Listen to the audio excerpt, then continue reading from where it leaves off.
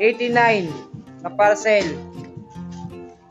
Ito yung malalaking parcel natin, guys. Iiwan natin to, sobrang laki na kasi oh. Carry na tayo. Sana naman maubos yung dala namin ngayon. Ako si Bano. Pero hindi ako Bano sa totoong buhay. Umpisa na naman tayo sa paghahanap buhay. Lagyan natin yung buhay natin ng kulay. Na kahit pagod na tayo, ituloy lang natin yung pagtatrabaho. Kasi hindi naman talaga tayo dito aasenso kung hindi natin sasamahan ng sipag at tiyaga. Paano tayo niyan magkakanilaga kung puro lang tayo higa? Kahit masakit na yung katawan ko dito, pipilitin ko pa rin para sa pamilya ko. Meron kasing araw na sumasakit na yung ulo ko at minsan nahihilo. Pero ganyan talaga yung buhay. Shopee po! Yan, nakakuha tayo ng tip dito, 10 piso. Kasi kung pira lang naman yung pag-uusapan, dapat nating sipagan. Hindi na ako dito nag-aalangan. Okay lang na malipasan. Malalampasan ko din to kung magtutulungan tayo. Shopee po, Shopee. Delivery po. Nakatanggap ulit tayo ng 2 pesos, kaya 10 pesos na yung tip natin. Ito yung kalimitan na nangyayari sa amin, yung paghihintay. Nakatanggap ulit tayo ng 2 pesos, kaya umabot na ng 14 pesos yung tip natin. Hindi na talaga ako nagtataka sa mga delivery ko. Yung iba kasi ayaw magpatalo. Ang laki na kasi ng mga ulo. Kahit anong sabihin ko dito, wala talaga mababago sa proseso. Kasi nasanay na sila. Tayo na lang yung mag-a-adjust. Kahit na gaano kahirap yung trabaho ko, yan yung pinapangako ko, hindi ako susuko. Pera kasi yung kaakibat nito. Kasi ito yung trabaho ko. Nandito na tayo naman sa ulit. 3 to. Ito yung mga kaibigan ko. Oh, shout out. Time check. 12:20. Wala pa tayong pending, guys. Minsan dumarating sa puntong nasasawa na ako. Sobrang init, lakas ng ulan yung sinasapo ko. Gusto na rin sanang bumigay ng katawan ko. Alam ko naman kasi may patutunguhan to. Yan, dagdag ulit tayo ng 3 pesos sa tip. Kala kasi ng iba madali lang yung trabaho namin. Yung tipong magra-rides ka lang, mabibigay ng parcel, tapos sasabihin ng iba okay na. Gusto ko sana tong iparana sa iba. Tara, mag-apply ka para maranasan mo. Dumagdag ulit tayo ng piso. Emergy, Shopee. Ang tagal.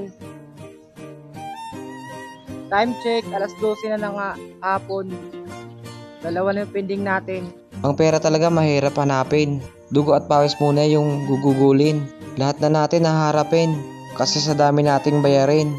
At ngayon ko lang napansin, pera na talaga yung umiikot sa ating mundo. Siguro matagal na to. Simula pa nung bata pa ako. Hindi ko kasi naisipan to noon. Kasi kain laro lang yung inaatupag ko. Ganito na talaga pag nagtatrabaho. 3 na yung pending natin. Dami na naman yung pending natin. Namulat na ako dito sa mundo na para tayo nagpapatentero. Triple na yung sipag ko dito at wala pa akong napapala sa trabaho ko.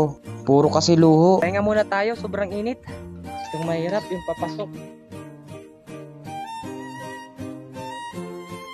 Yung pinaghirapan mo araw-araw at nagtiyaga ka ng 15 days. Tapos pagdating ng sahod mo, sa isang araw ubos. Wala na talagang matitira sa sahod mo. Kasi puro gastos. Mahirap yung papasok.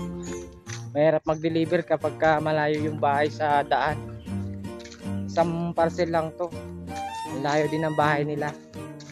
Ganito yung sitwasyon namin kapag nag-deliver. Sa sobrang mahal kasi ng bilihin ngayon, paano pa ba tayo nito makakaipon?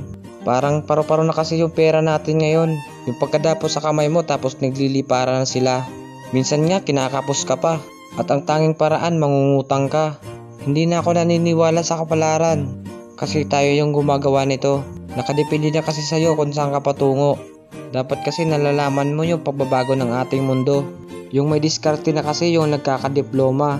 Diba? Sa lahat naman po ng customer namin, wag naman po kayo maglagay ng mga user, WZ, hindi mo maintindihan eh. Paano ka namin nahanapin dito? O diba? Tapos baka magreklamo pa to. Wala na talaga tayong paraan para takasan pa to. Kaya iniisip ko ngayon haharapin ko na lang to. At alam kong hindi titigil yung mundo. At magpapatuloy pa to. Mawala man ako dito. Alas 2 na ng hapon. 6 na yung pending ko.